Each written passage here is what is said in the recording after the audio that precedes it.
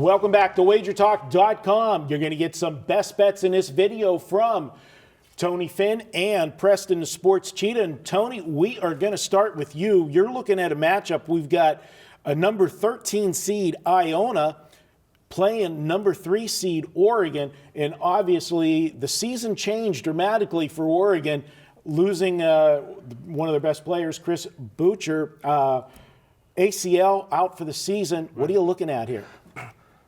We could talk about. I really would love to talk about this game for 30 minutes. I know you don't want to do that. I'm down. Let's do it. But I think I'm betting against you.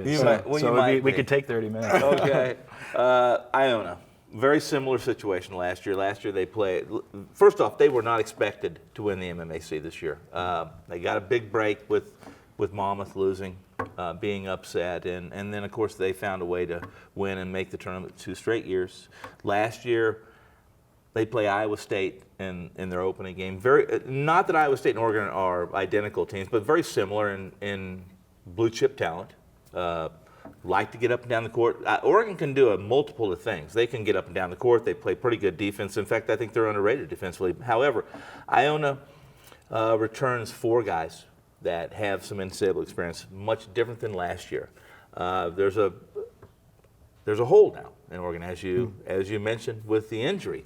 And Iona has some players, Cassell Jr. They have Washington, who's an Arizona State kid, really. He was recruited heavily by Arizona State. And to make this long story, short, is that Iona's 15-point underdogs are not going to be overwhelmed by Oregon. They're not. They travel well. They were, I think, and not that I remember exactly, but I think they won 14. I think there was 2 other teams that won more road games or neutral site games than Iona. Iona played in the Great Alaskan. They played a couple games here in Vegas during the winter. They played at Florida State. There's nothing that they're not going to be intimidated by Oregon. And in this game, a game that I believe Oregon would be happy just to win, and Iona's going to be excited about playing. Don't be influenced by the travel, them going from the West to the East West. I'm sure they'd love to have played in the Eastern Division, but 15 points, an Iona team that's experienced, and as you mentioned in the last video, has, I think, 8 players of their 7 or 8 of their 9 rotation have scored at least 19 points in a game this year. Outside of Washington, they have guys that they can look to score if Oregon wants to double or, as we say in football, bracket. Yeah. Washington. And as you said, they were 14-8 straight up away from home this year on the road in neutral sites. Right. Preston, you're going to go Rhode Island and Creighton. We've got a number 11 seed Rhode Island playing Creighton. Obviously, Creighton's season changed dramatically. Also, it's been a long time for them. Theirs didn't happen just last week, but they lost their best player early in the year. Yeah, I think it was Watson, and you have to give them. It was impressive, I guess, that they're here anyways, to be honest. To lose him and kind of stay afloat like they have. The 6th seed in general might be kind of high, but if you're taking into account everything, it's fair. I think you can't argue what the committee did there. It's not a great matchup for them, and my play is on Rhode Island +1, or I think pick in some spots now. I think that's fine. They're a team, they're the first future I bet all year. First week of the year is 500 to 1. Team I really liked, thought for sure was getting into the tournament and could easily win 2 games. And at that point, I love 500 to 1 in the Sweet 16. They got banged up. They had 2 injuries. One was pretty significant. And they struggled all year trying to hang in games. Granted, they still finished like 26-9, but there were a lot of these games you expect them to blow Fordham and teams like that out, by double digits, and they lost 1 to them. And the games that they were supposed to be winning, they were winning close ones. And they finally put it together. They got healthy. They've won 8 in a row. They won the A-10. And a couple of those games, I think the Davidson one, they won by 24. They were starting to blow teams out. Even the VCU game, 8 minutes in, they were up 14 or 15 points. They're just finally gelling, and they are talented enough. They're a top 15 to 20 team.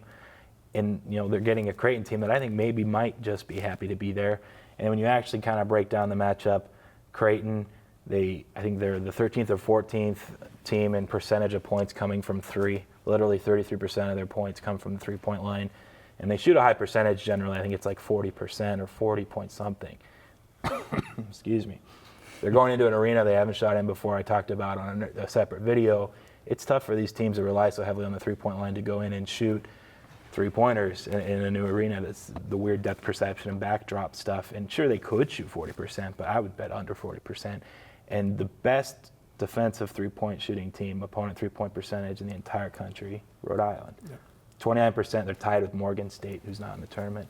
I love Rhode Island. I think it's a game that they just, not only are the better team, but the matchup, they're going to limit Creighton shooting the three, and Creighton doesn't score as efficiently in other ways, especially without their main guy, Watson, being able to create. And I think the Atlantic 10's kind of flying under the radar, too. The yeah, sure, Dayton engine. especially. Yeah. I think, sure, Wichita's got, shafted, but Dayton being 6-point dogs is kind of tasty. Let's leave it at that. But Dana Altman. We're playing against Dana Altman teams here. Okay.